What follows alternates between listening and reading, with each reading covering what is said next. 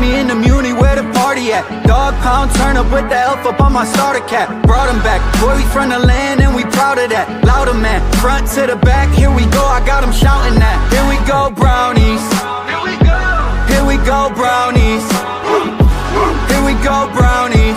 Stand up. Here we go, brownies. Let's go. Game on the line, Joe Thomas, I promise. Jim Brown running through opponents, how I got this. I return like Josh Cripps. Hand for the mini, got the dog pound jumping. Here we go, brownies. Here we go. Here we go, brownies.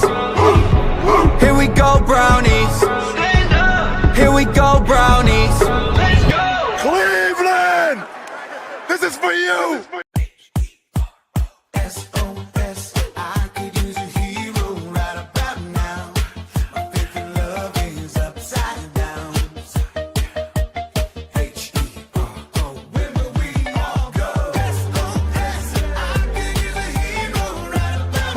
Mr. Hero's turning 60. We're proud to have served your favorite cravings for 60 years in celebrating what we do best. Thanks, Ohio. I crave a hero. Welcome in, everybody, to another episode of the Here We Go Brownies podcast. I'm Allie Ellery, coming at you live from Pensacola, Florida. Joined with me, as always, we've got Dustin out in Ohio. Real quick, if you haven't already, please download the Mr. Hero app. You can get buy one, get one offers just for signing up. You can build rewards points, which is a really cool feature. You can order food within the app. Quick, easy, to the point, feed your family. Mr. Hero, Dustin, how are you? Well, you know, we have a press conference, and then we learn a little bit about the Browns, and then the Cavs try to steal the show. We might get in a little Cavs news tonight. We didn't even talk about that pre-show, but I think we got to talk a little Cavs, right? Cavs, you know, Cavs making some splashes. I think we saw that coming, but not kind of, it grew pretty quick with some other things. But yeah, we got a new head coach, Todd Monken, introduced yesterday with the presser, and I got to tell you, I'm just going to say it. It was refreshing. It was a very refreshing first press conference.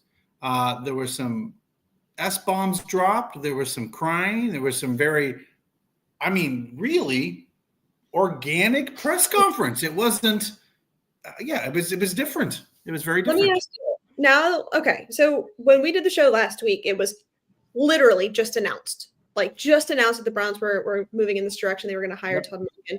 So we didn't have a ton of time to digest it. And at that time, personally, I was like, man, I don't know. I'm a little anxious about this hire. I'm a little bit nervous about the process, the hire itself. Now, a week removed, right? I've had time to sit with it, kind of see how I feel, listen to the press conference. Study Monken and where he's been. Right, yeah. And I will tell you, a week removed now, I feel pretty good. I'm excited. I think that the Browns may have found a guy. And obviously, I'm wearing my brown and orange colored glasses right now. Of course I am. I'm excited about this, but it was refreshing. It was different than anything that we've experienced with Kevin. Kevin was so buttoned up and professional and kind of a robot, right? And we got so much personality and football with Todd Monken. So I just want to ask you, now that we are kind of a week out from the hiring of Todd Monken, I know initially we were both like a little unsure. Yeah. Where are you now? Where do you sit with this? Well, here's one thing I do know, and I got some intel. I'm going to give you some intel that probably is going to be a little shot. Maybe some breaking news. I got to hang out with Jameis Winston a little bit and bend his ear about Todd Monken. He is a big fan of Todd Monken and what he did with him at Tampa Bay. When he was a quarterback, he's a big fan. He goes, he is a football guy. He lives, breathes football. You know how you feel. He's a straight shooter. And I got to tell you this, the way you hear him talk, now this is going to be maybe weird to say, but he comes across a little Kurt Signetti. Like, I don't know if you kind of picked up on that in the presser, like, boom, boom, boom. This is what we're doing. This is how it's going to be next. And he was very matter of fact, even in that presser. And he even got a little matter of fact about Jim Schwartz. And I chip against Myles Garrett. You know, I slide against Grant Delpit, right? Like, you really got to – he goes, I think Schwartz is a great guy. And, of course, I think we both agree. We'd love to have him back. We know that's a very fluid situation with the Browns. But he basically was like, I took this job because of the players on the – and I think that says a lot about this franchise. Like, only one half has to be fixed, right? Like, this wasn't a rebuild. this is a reboot on the offensive side. And I think we learned a lot. And I got a little bit of Dorsey feel from him too, the former GM. And I think we got a real football guy that's going to tell you the truth behind the microphone when he goes up there. So what was the breaking news? You said you had breaking news. Was it that you? No, I was saying Jameis Winston was really, like I said, Jameis, you played with this guy. Tell me about him. And he goes, this is the right guy for the Browns. Like I felt like he was giving us some intel. Name dropping that you hung out with Jameis Winston. That's your breaking news. No, I'm being honest. Like, I don't think people get that intel from like players and playing with them, right? Like, I think when you get players that go out there and tell you things, they literally say things like, "Oh, we hope the next coach is going to be great for us." You know what I mean? You don't always get those side conversations. Well, also the other part of it is Jameis isn't a Cleveland Brown, so maybe he is a little bit late into talking about that. But no, I'm just busting your chops, obviously.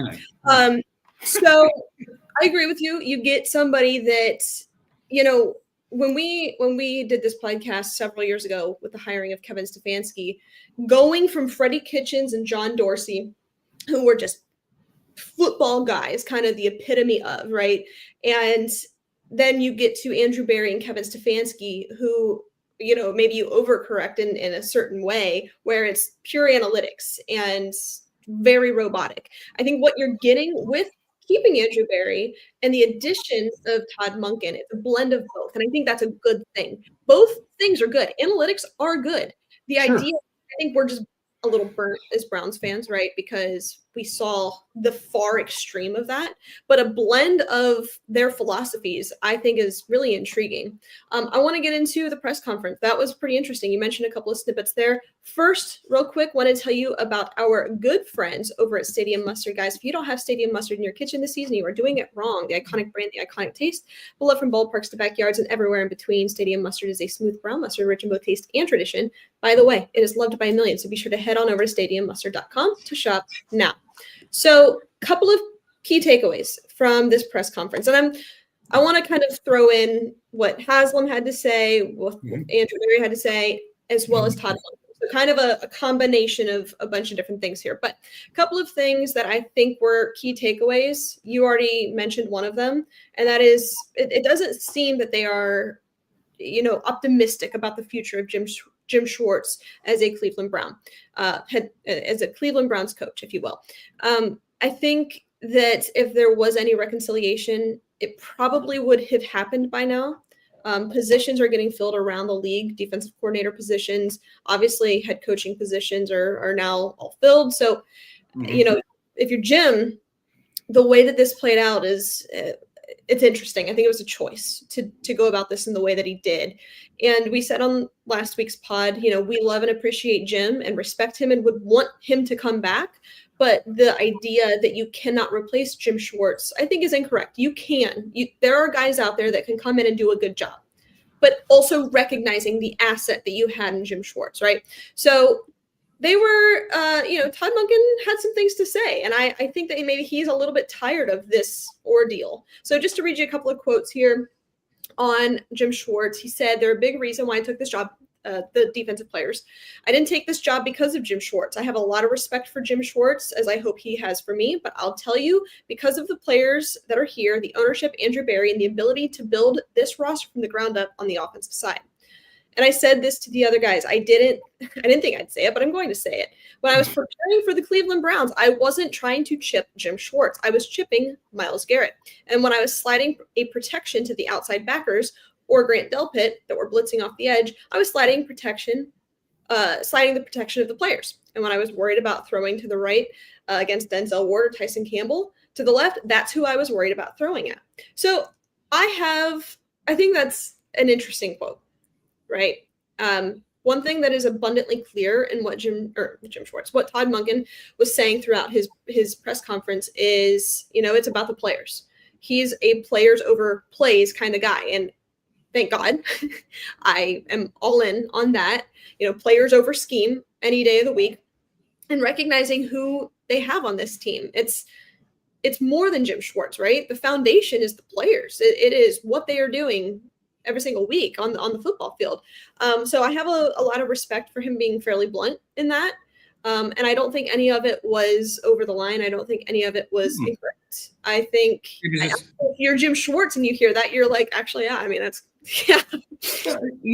And I think that was a little off the cuff. He goes, I didn't think I was going to say this. Maybe they can say something to me later, but I'm just going to tell you how I really feel. And that's kind of where he went down that rabbit hole. And everybody's like, oh, okay. This coach is going to, he's a leader of men at the end of the day, right? And he's going to, and a couple things I pulled away from that he said also, the Haslams and those, they write me a check, and my job is to win football games.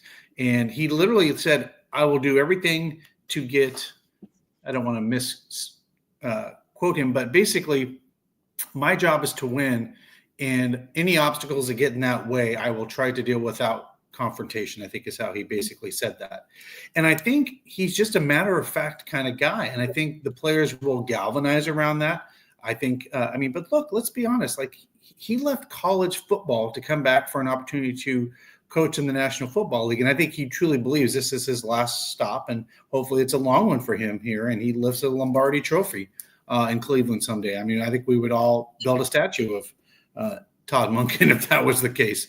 But I mean, the truth be known, I mean, I went back and looked, like, the irony of this, Allie, you may not, I mean, you probably already know this, but since 1999, there hasn't been a coach with a winning record in Cleveland. And that's even including Jim Schwartz.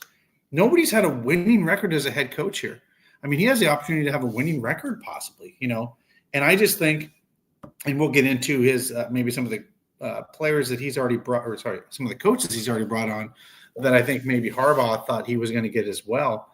But I don't know. It's just interesting. I think we were all kind of, like you said, give it a week, start thinking about this hire, what it looks like. But the more and more I do studies on Monken and where he's been, the quarterbacks that he's developed at Georgia and the national championships, there's a lot to like about this guy. And I just think the more I think we're going to find out about him, it's going to be interesting in seeing how this football team is built going forward.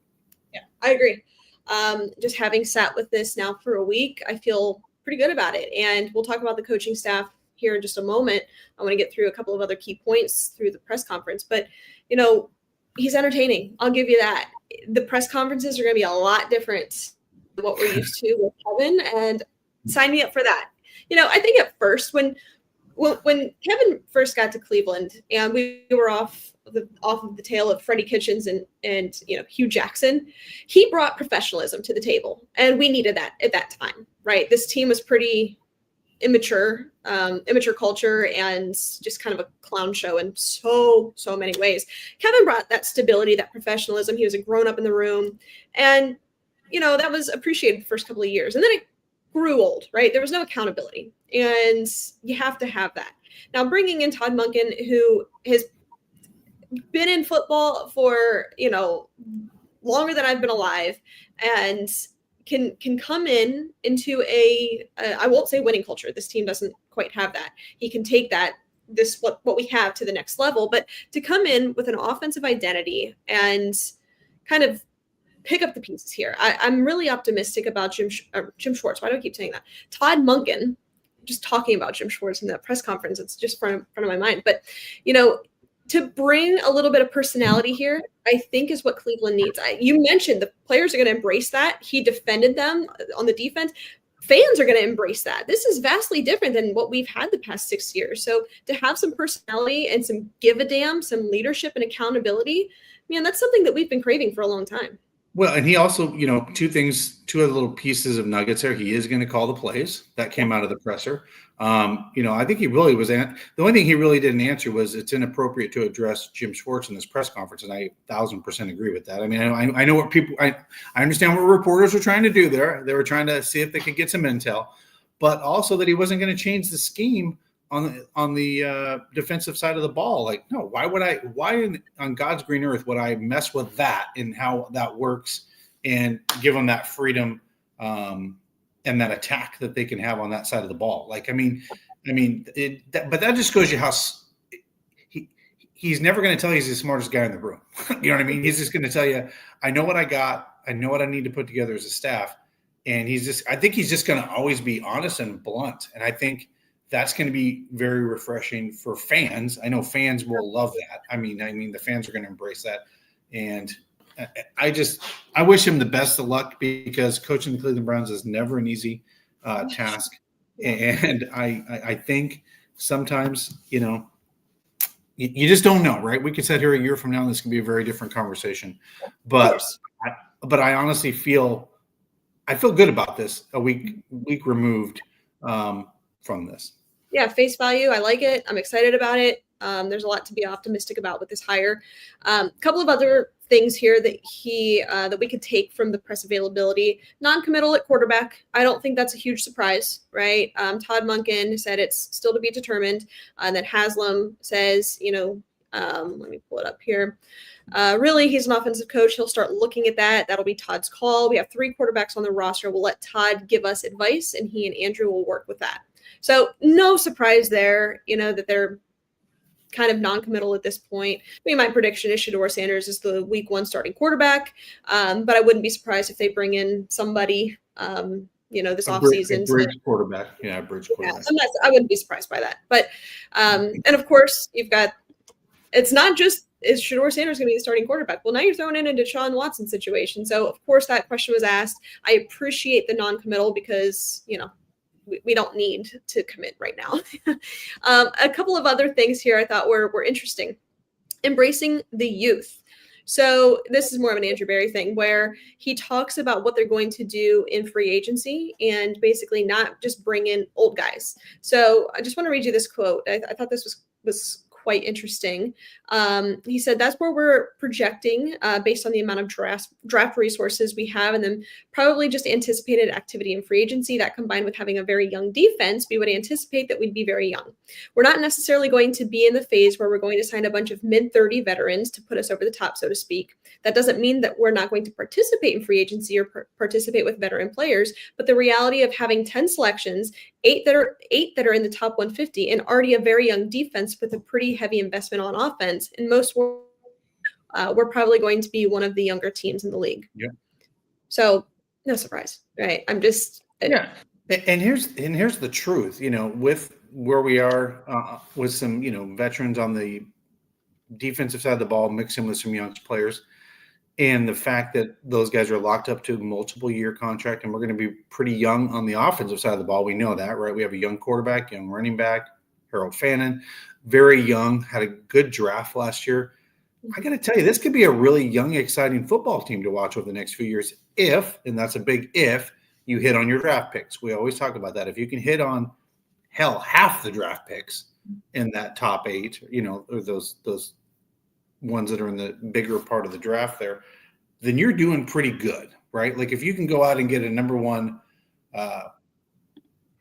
receiver that knocks it out of the ballpark for you, and you get the offensive line figured out, well, you're not too far away, right? Like you're not too far away at that point because, obviously we still have Deshaun's contract that's $50-60 million this year, but after 2026, there's a lot more freedom for this Cleveland Browns front office when it comes to cap. But, we just saw the cap got bumped up by what, 20 million, something like that. It was another $20 million. So that helps the Browns as well too.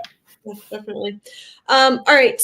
We're going to bring David on here in just a moment, talk about the construct of the coaching staff as we know it so far. Before we do that, Dustin, why don't you tell our listeners about Primetime? Yeah, guys, we had a great time out at Primetime. I mentioned Jameis Winston was out there. By the way, the fans love him. He is larger than life. And also T.O. was there. Terrell Owens was actually there signing and doing a eBay Live. It wasn't a public event, but he was doing a private signing. So pretty excited. There'll be some more things coming up. And Allie, this is not sports related, but on March 1st, they're bringing in Chevy Chase. That's right. From National Lampoon's Christmas Vacation will be making an appearance at Primetime. So that's kind of cool. So very cool. Very cool. So let's bring the doctor on, Dr. David Ellery. This is brought to you by our friends over at Lorello Vineyards. Here we go, Brownies Nations. We are here with Larry Lorello at Huntington Field to talk about Here We Go Brownies wine and all the other amazing wines at Lorello Vineyards. Yeah, I just want to tell all of you guys, it's harvest season right now. We just started with some of the whites, and reds will be coming in next. stop out the winery, all the wineries out in Northeast Ohio, to check out all the harvest and what we're doing out there. Really good time right now. Here we go, brownies. Here we go. Here we go. Woof, woof, woof, woof. All right, let's bring him on. Dr. David Ellery, the husband of the program. Hi, David. Hello. Hi, Molly. Hey, Dustin. Ooh, sorry about that glare. David, how are you? How you been? I'm great. I am great. It's finally warmed back up here in Pensacola. It was, listen, we all know that we don't have it nearly like you guys do, but no, hear me out. Sunday morning at 6 a.m., it was 18 degrees here, like true 18, real feel single digits. That doesn't happen in Pensacola, Florida every year, and it is a shock to the system, let me tell you. Well, David, David, you grew up in Ohio, right? Correct? All right. Yep. Well, that has been the average high temperature for Cleveland, Ohio for the last 10 days, 18 degrees. So I shouldn't have said anything. No, it's been, what was kind of troubling was, I forget what day it was. One day it was about 65 degrees, which great, love it. The next day it was below 20.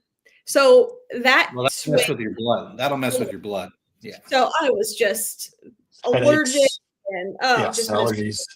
You definitely have it worse, but kind of shocking for it to be that cold here in Pensacola. That's not typical. You got snow. You didn't get snow again this time, did you? I know you got snow.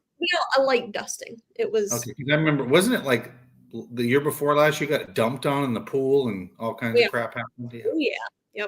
Yep. Still dealing with that a little bit, but yes, got over a foot of snow. Crazy.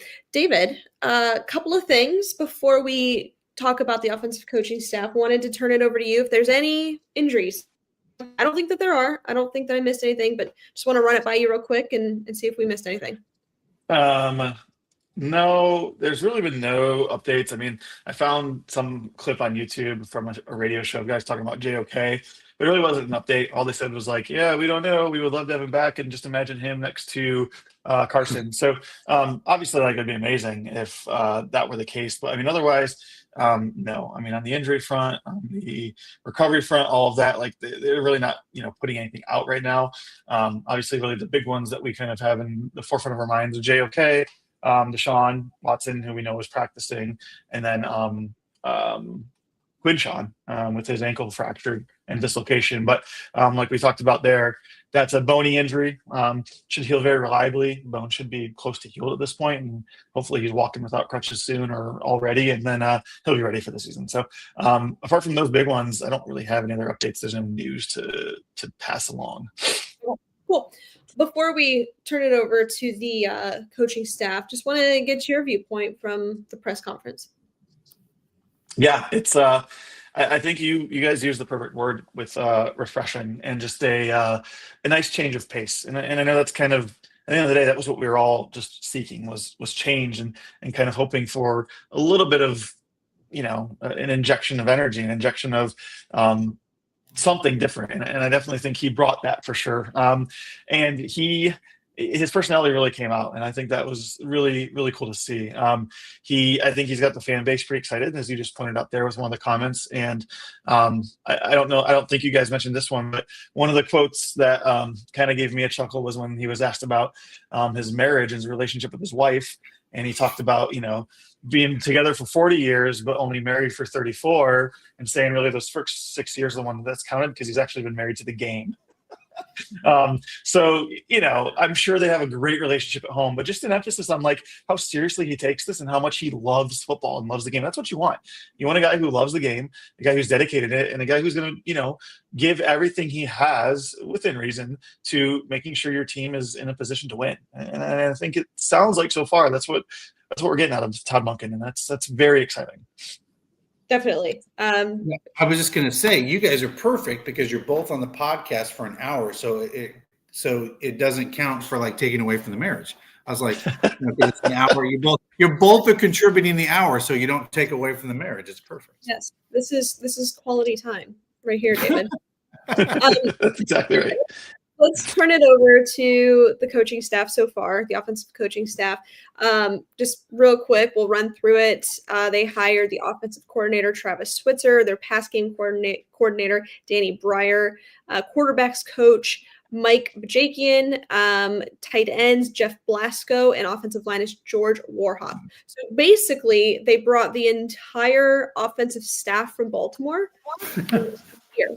So we will go individually and go through, their career accolades and all of that good stuff. But, let's just leave it at that. That basically you get the Baltimore offense, put it in Cleveland with this current roster. How does that make you feel, Dustin? I mean, your thoughts just kind of right off the top with some of these hires. Like I said, we'll get into each of them individually and talk about that. But just basically the idea of bringing Baltimore's offense and bringing it here, how do you feel about that? I mean, other than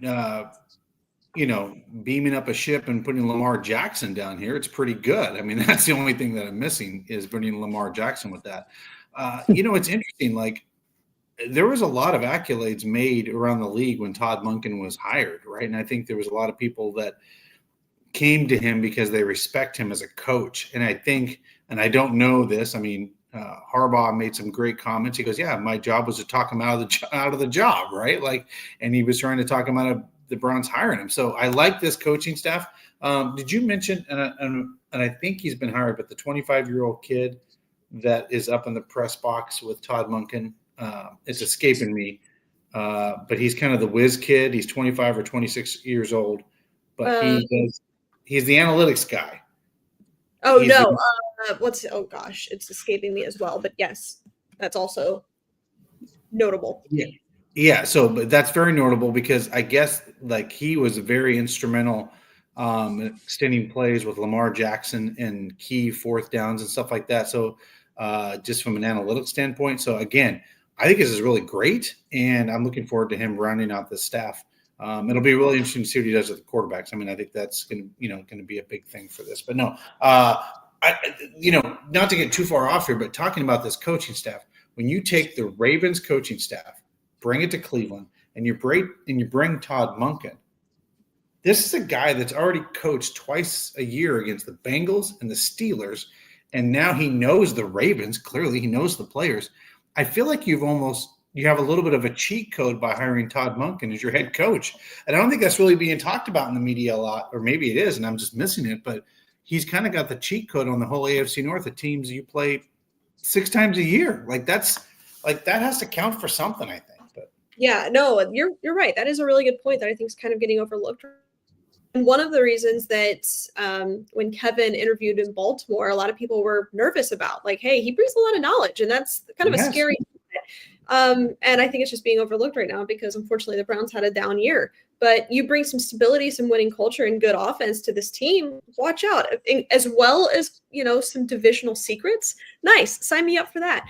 Just looking at this offensive staff, I think one thing that if you're going to be buying stock, or if you're taking a look at your fantasy draft strategy, take Winchon, right? They are going to run the ball. They are going to focus on running the ball. Just right away, obviously you're getting George Warhop. He's an offensive line guy. Travis Switzer, offensive line guy. They are going to want to figure out this run game. David, turning it over to you, just kind of your quick thoughts on bringing Baltimore's offense to Cleveland. I think it's really cool to see all this. I mean, I don't, trickling in doesn't kind of convey the way that I feel about it. I mean, really pouring and seeing all these coaches and connections kind of come to fruition as Monken got the head coaching job.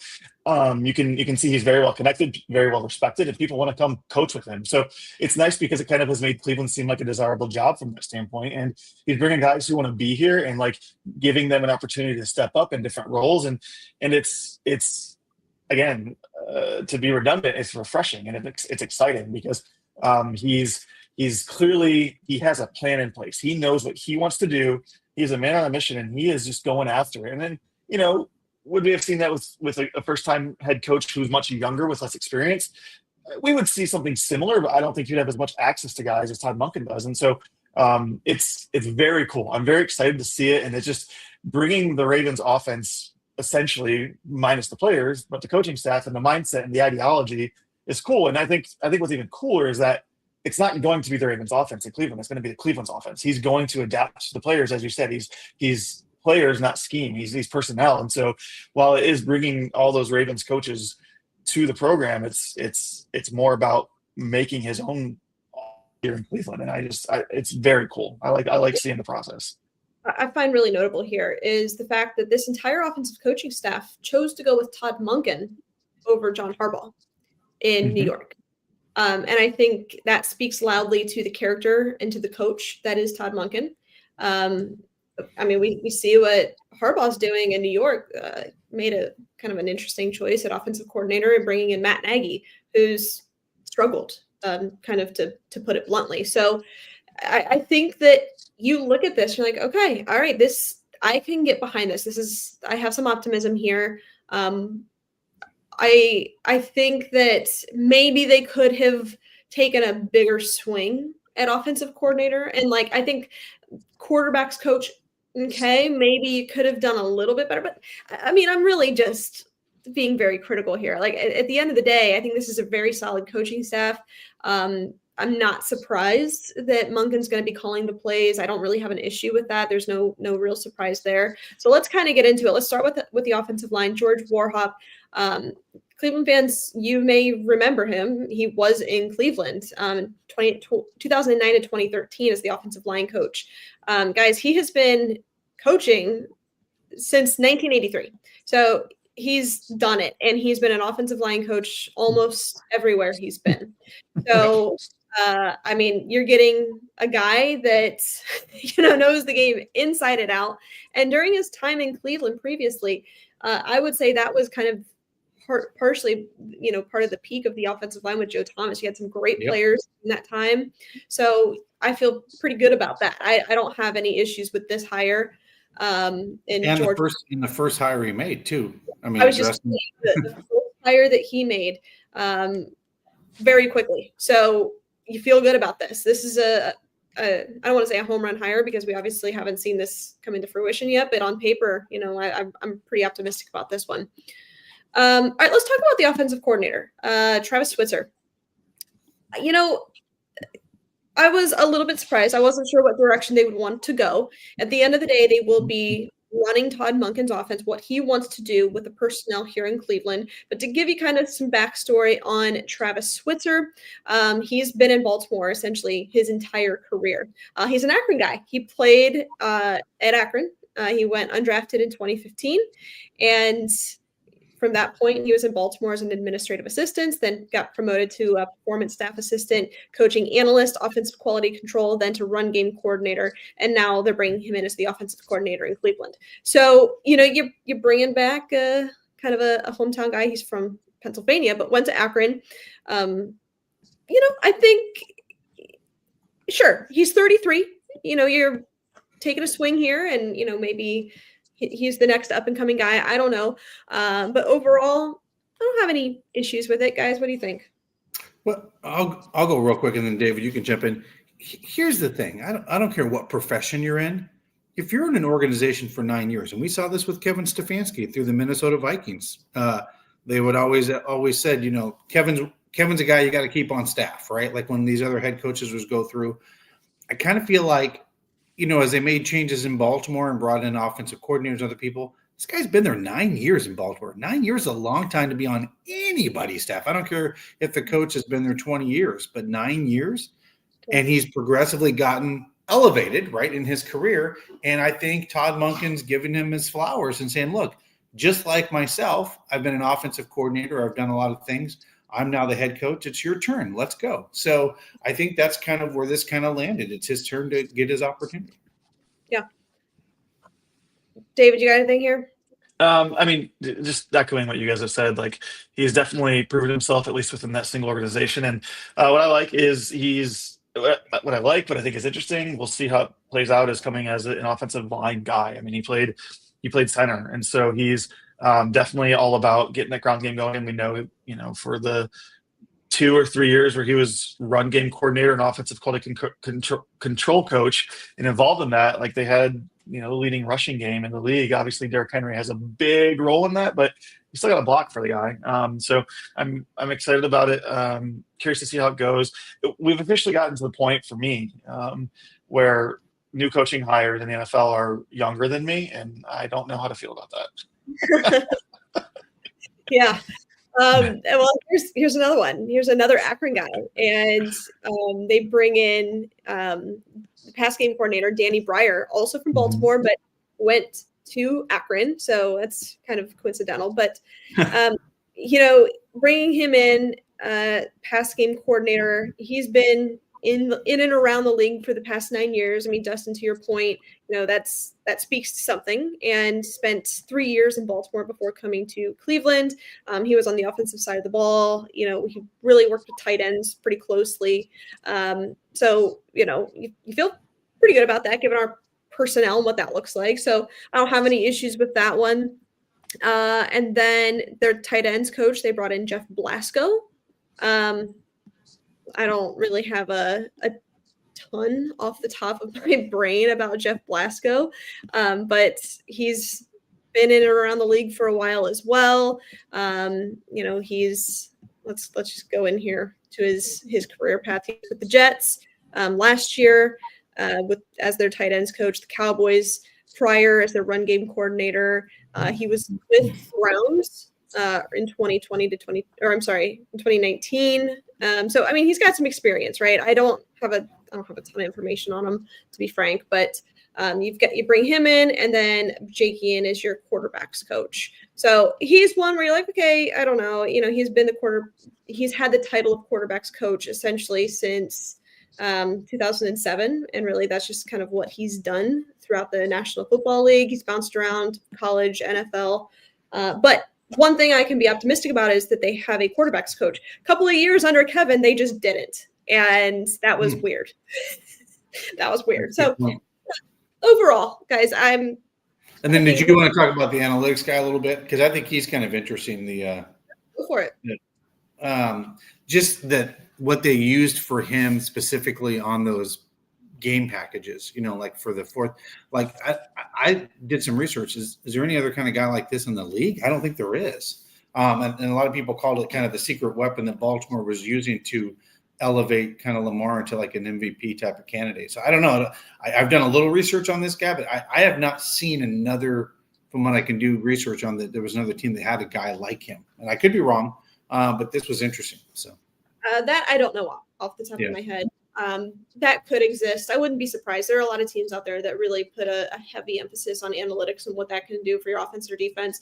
So I don't think this is like the secret weapon necessarily. I think that certainly it's an asset and you're excited to have it, because we mentioned at the start, I'm optimistic about kind of blending analytics plus just football. And I think Monken is really that, because he's brought up analytics in previous interviews and stuff.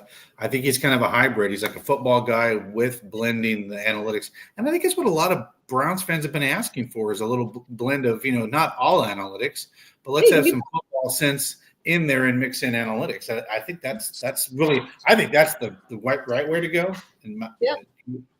I mean, so I think you're talking about Daniel Stern, and I think it's interesting just because that's football now. There's so many moving parts, and as a head coach, obviously you have to be expected to be able to manage all of those. But if you can hire additional guys who can kind of manage those things for you and help, clue you in. Yes. I mean, we saw it firsthand when we went to the Lakers game in New Orleans not that long ago. We could see all the bench coaches watching replays on a small a video screen, and then you'd see JJ go to them and point to them and be like, do I challenge this or not? And they would say yes or no. And so having somebody that can kind of review those things quickly and then feedback quickly as well is cool. I mean, it says 10 seasons with Baltimore, he managed game situations, including clock management, fourth down decisions, and challenges.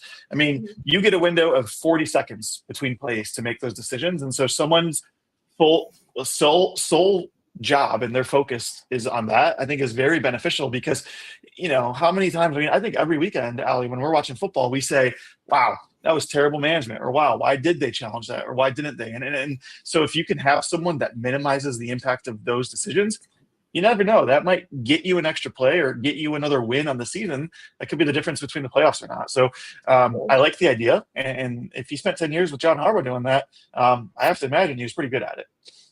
Doesn't hurt. Certainly. Yeah, and the pre-snap penalties, right? And those type of things that we just I mean, that all goes into that, right? Like when you have extra seconds in a football game that goes at the speed of light and you need to go quickly, to your point, David, little things like that really do matter. And not to get back to the press conference, but I mean, when he went and when he goes, oh, 4th and 2, we're that's not how it is in the NFL, right? Like that's not the way the game is anymore, right? It's not really, you didn't really get out of it yet. So yeah, I mean, I think he understands that. Just something that's different than what we're used to with Kevin Stefanski previously. As I mentioned, a couple of years with Kevin, you didn't have a quarterbacks coach, or you didn't have somebody like Stern that could manage the game in that aspect. One thing I can appreciate about Todd Monken is him right away recognizing I can't do it all. He's delegating. I cannot do it all. And I don't think anybody's asking him to. Or not even just I can't do it all. Maybe it's I don't know how to do this. This is something that I am not good at, so I'm going to give it to a subject matter expert, if you will. And right. I can just right away appreciate that humility. I think the humility that it takes as a leader to say, I've got too much on my plate. I'm not going to be doing that. I'm not going to overload my plate. So that's pretty cool. Real quick, yeah, go ahead, Dustin. No, as I said, but you bring up a good point. Like a good leader of a business, a CEO or CFO or whoever that is, brings in the great talent around him to build a great team because you're great at this. This is my weakness. This is your strength. And I think that's what was so refreshing about Todd. He's like, yeah, we're going to figure this out and build an elite staff. He kept saying an elite staff. Like those were comments that he made. And I thought that was very interesting. What does that sound? Do you guys hear that? Or is it just me? I do. It sounds like somebody's spraying a can on a. I think it's my computer. It's the fan is working overdrive. Sorry about that. Here, let's test the theory.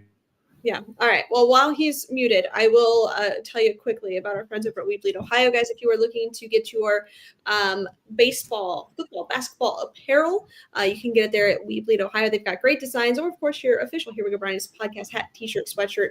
They can do it there. Also, just want to highlight our good friend, Crystal John Tony. If you are in the market to buy, sell, invest in real estate, give her a call at 216-215-6663.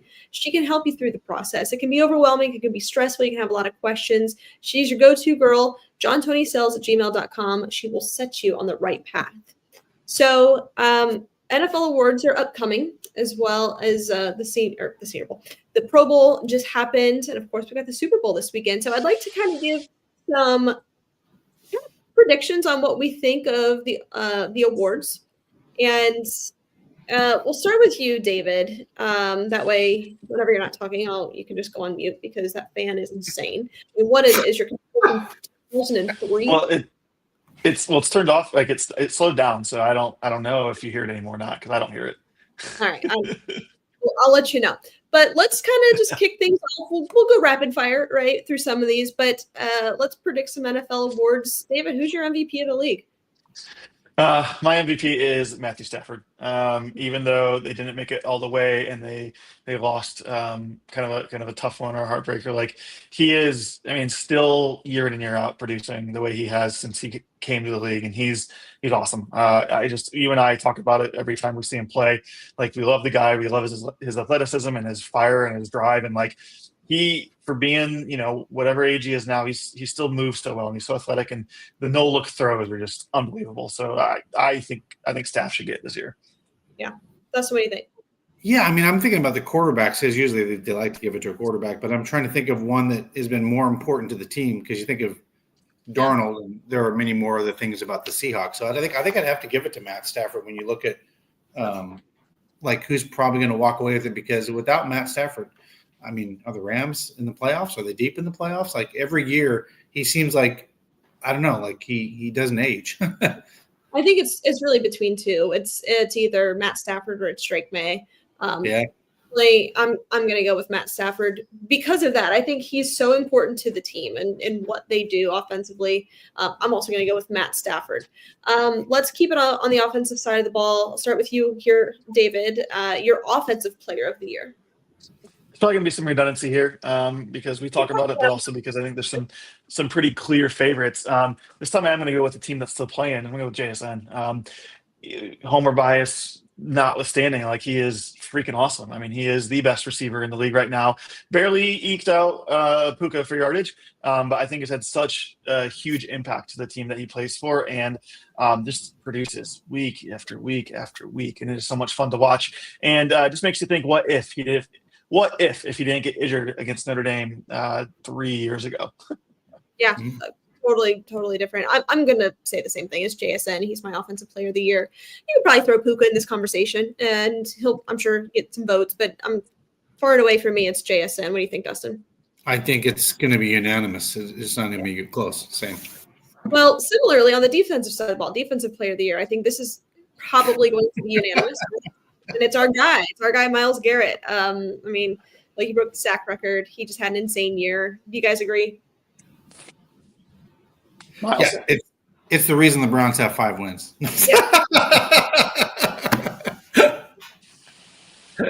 Not wrong. Okay, let's go with the rookies, and let's start on the defensive side of the ball. I'll kick this one off.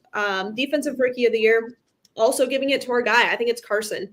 I know he towards the end of the year got hurt, missed some time, but he was so consistent and had so much production throughout this season that trumped everybody else defensively, all the other defensive rookies. I'm going with Carson. What do you think, Dustin?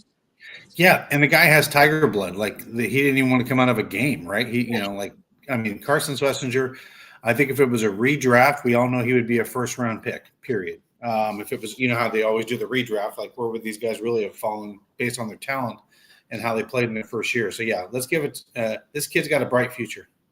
Yeah. David, what do you think? Same. I mean, I definitely think there's a real world where the Browns win 2 and NFL awards this offseason just because of the defensive side of the ball and what it can do. And there really isn't anyone else I think that's that close. I mean, there's other candidates. You kind of predicted Jahad Campbell at the beginning of the year when we saw him get drafted. But overall, like, Carson is the guy. He's unstoppable. All right, I'm gonna stay with you, David, on this one. We're gonna turn it over to the offensive side of the ball. Rookies, offensive rookie of the year. Who you got? So similarly, I think this one's pretty obvious in terms of who it's going to be. So it's probably Tet, but I'm going to give an honorable mention to the tight ends, the rookie tight end class. Tyler Warren, Harold Fannin, and Colson Lovin. 5th, 8th, and 9th in tight end receiving yards, respectively. Colson Lovin really came on at the end of the year. Obviously, we know Harold produced all year, and Tyler Warren was an escape route, an escape valve, and just a safety net for whoever was playing quarterback in India at the time. So those guys were awesome, and they're not going to get the award because it's going to go to Tet, but they really we're in the golden age of the tight end. You hear Todd talk about it all the time, Todd McShay, like, this is the golden age of tight ends, and there's even more coming out this year. So I just like kind of recognizing those guys. Yeah, I agree. Crazy to think that earlier in the season it was basically a Mecca and that's it. Like, he is far and away winning this award, and then he dropped off just tremendously. And then here goes Tet. He starts to skyrocket. So I'm going to go with Tet McMillan. He's the guy. I agree with you, though. Some fantastic tight end production. And there's some other offensive groups that did well. Some of the running backs did well. Tight ends. It was a lot of fun. This was a fun rookie class. But I'm going to go with Tet McMillan here. Dustin, what do you think? For the sake of podcasting, I'm going to change it up a little bit. I'm going to go quarterback here. I'm going to go Tyler Shue, quarterback.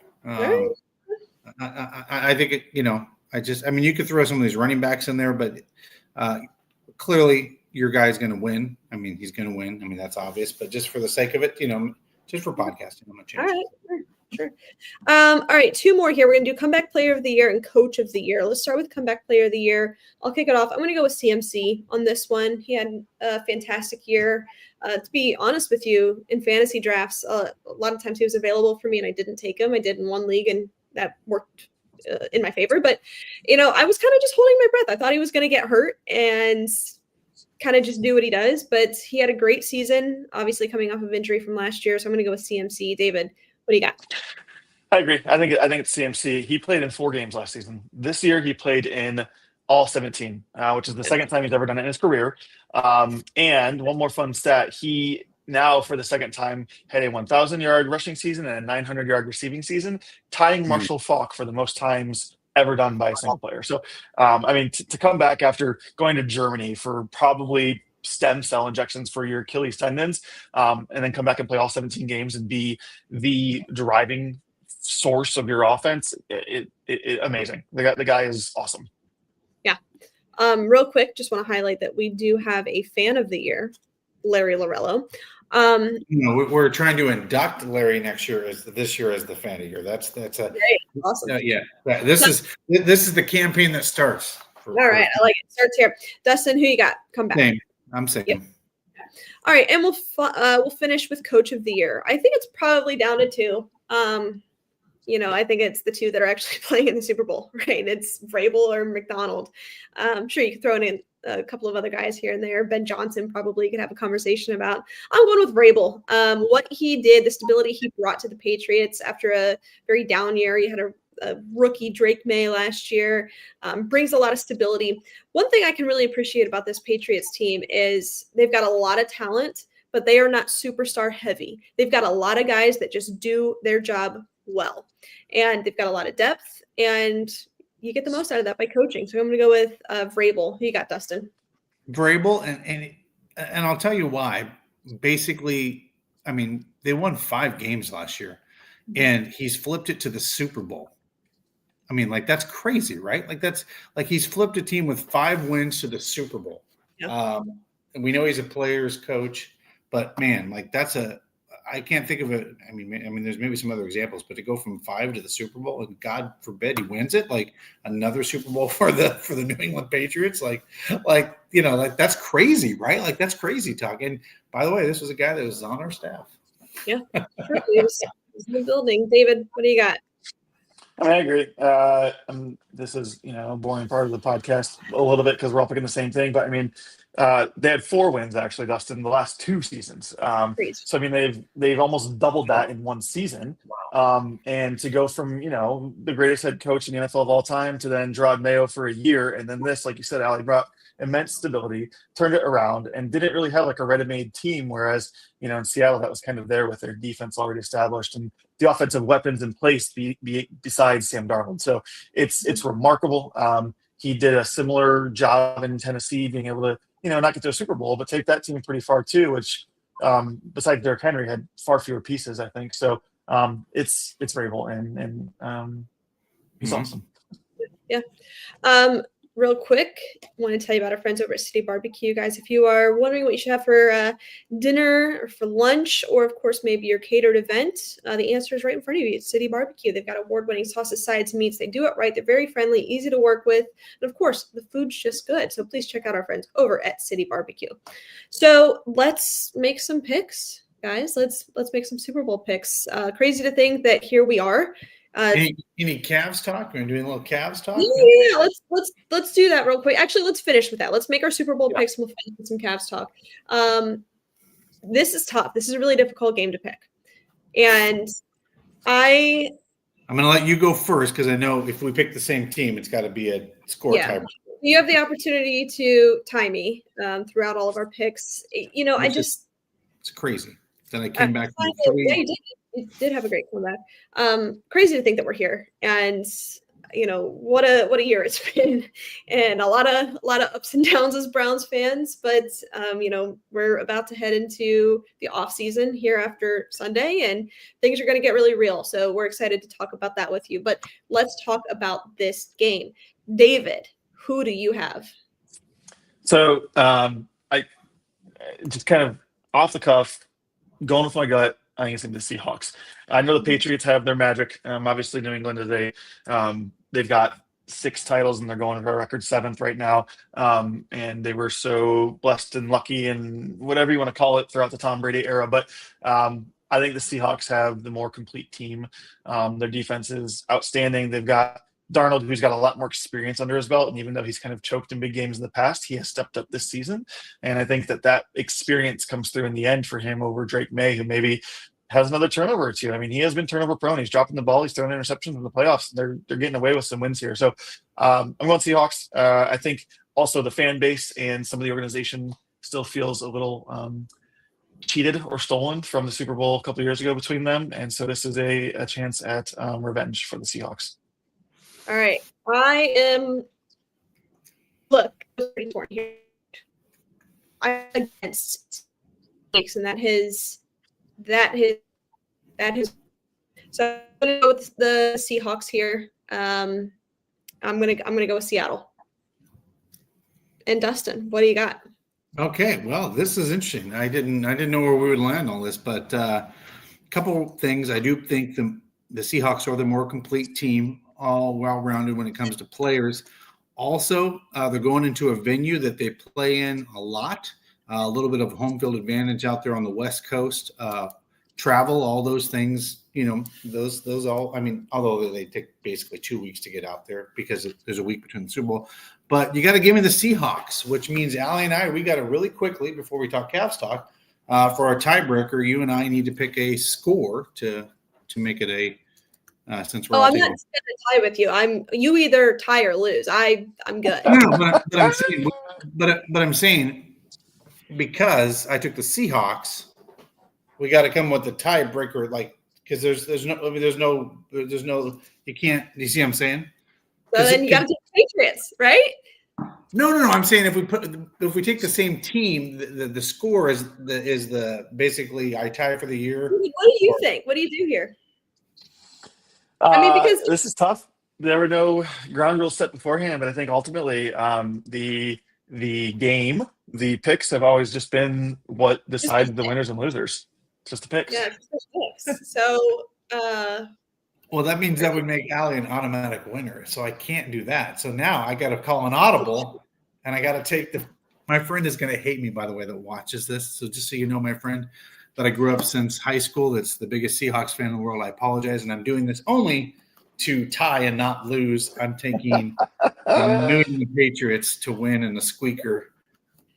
Look, I don't think that's crazy. This is a good matchup. I don't think that this is going to be an incredibly high scoring game. I really don't. I think there's a lot of good defense here. I just trust the Seahawks offense a little more. And David, your point, they probably still feel slighted from that game several years ago, right? The goal line, and they should have just ran the damn ball with Marshawn Lynch, but they didn't. Yep. So I think that they're going to get a little bit of revenge here, and I'm going to go Seattle. But let's turn it over now to some brief Cavs talk. We've got a couple of minutes here. A shocking trade. The Cavs trade Darius Garland to the Clippers in exchange for James Harden. What do you think, Dustin? I like it. I know that there's all this talk that he collapses in the playoffs. There's all that. He can't play well with any team or whatever. But defensively, I think it's a B plus. And what I mean by that is we get the B plus, they get the B. It's a slightly better advantage for the Cavaliers. And then, of course, you probably saw Alonzo got dealt to the Jazz. Does this mean we're trying to bring back LeBron? I don't know what this means because, they're trying to get under the second apron with Cap, or not Cap, because they don't have a cap in the NFL or the NBA. But I don't know. This is interesting. Clearly, they didn't think what they had there was going to get them a championship. It wasn't, right? I mean, that was abundantly clear. If it was, they would have done it last year. And, one thing you can say about James Harden is he does collapse in the playoffs, but he's available in the playoffs. Darius hasn't been. And, just injured. And it's unfortunate. I love Darius Garland. I really do. I loved him as a Cavalier. I think it's interesting. This is an interesting trade because you're trading a young guy for somebody that's bounced around and has been disgruntled. And, the thing with James Harden is he's going to score the ball, right? You're going to get some points. And this is going to be a lot of offense from a defensive perspective. It's interesting. I think the most interesting move actually is what you mentioned, is Lonzo Ball going to Utah. Ultimately, they're going to release him. He's going to be a free agent. They send two picks as well. This is essentially just a contract dump, and they're going to have a lot of flexibility here. We don't know if that's maybe a stepping stone trade for something else. That remains to be seen. But well, I mean, to your point, there's all this conversation. Does this open it for a LeBron Giannis type of thing to happen over the summer, where 2027 they're all in, right? Like, well, I mean, it's possible that something Giannis related could even happen now, like that. There's a possibility where this can happen now. So yeah, one thing I can appreciate about the Cavs, that you can't necessarily say about the Browns or the Guardians up until this point, is they'll take some swings. They will make some moves. And also the other trade that we didn't mention is DeAndre Hunter to the Kings, and you get Ellis and Dennis Schroeder. So, they're making some moves. I appreciate it. David, your thoughts on that? Yeah. I mean, I agree with all of that and what you're saying. I mean, we talked about it a lot just because it's been the most exciting news right now. I think another point just to bring up with James Harden in the playoffs and kind of collapsing or not. You brought it up last night, Ali. Well, now he's got guys around him. It's always just been him when he goes to the playoffs with the team. He doesn't have a lot of supporting cast or big names. But now, at least for now, pending any other trades by 3 p.m. tomorrow, he's got Donovan, he's got Evan, he's got Jarrett, he's got these other guys that can step up and play a big role. I mean, we saw Jarrett put up over 40 points tonight. And so he is maybe stepping into a role or accepting responsibility here. And so if Evan can continue on an upward trajectory, and then obviously with Donovan, I think James doesn't have to feel all the pressure of being all the weight of the team on his shoulders. And that might open up the offense even more. And like Ali said last night, they're going to score a lot of points. That's exciting. Yeah, that's and for me, I mean, just the thought of LeBron, Giannis, Harden, and Donovan Mitchell all on the same team. Like, what team? I mean, like, what team in the NBA would? I mean, that would be unstoppable, wouldn't it be? Like, that's insane. Oh no, Crazy thought. It's a crazy thought, but I mean, hey, I said, Ali, I said 1 year, 2 years ago, they're gonna hoist another trophy before the Browns get to the playoff or Super Bowl. It's true. Harden versus Westbrook, who's better? James Harden is better. They're both Hall of Famers, I think. I mean, Westbrook's not a starter anymore. He's not starting. Good point. I like Russell Westbrook. I do. I just think that at this point in their careers, certainly would rather have James Harden. It's just crazy to think that he's a Cleveland Cavalier. Just so much has happened, and look, I love the trade deadline. It's a lot of fun. But we're at our time, guys. Any closing thoughts as we wrap up here? Everybody come out to our Super Bowl party at the Sports Plant. We're hosting out there. That'll be at 6:30 here in Euclid, Ohio, just east of Cleveland. But come out. It's going to be a great time. Big party. A lot of people are showing up, so look forward to that. So come out to our Super Bowl party. Haven't done one of these, so it's going to be a lot of fun. So yeah, there you go. All right. Perfect. Well, thank you, everybody, for tuning in. We appreciate you. Stay safe, stay healthy. And as always, Browns fans, go Browns. Browns. Go Browns. SOS, I could use you.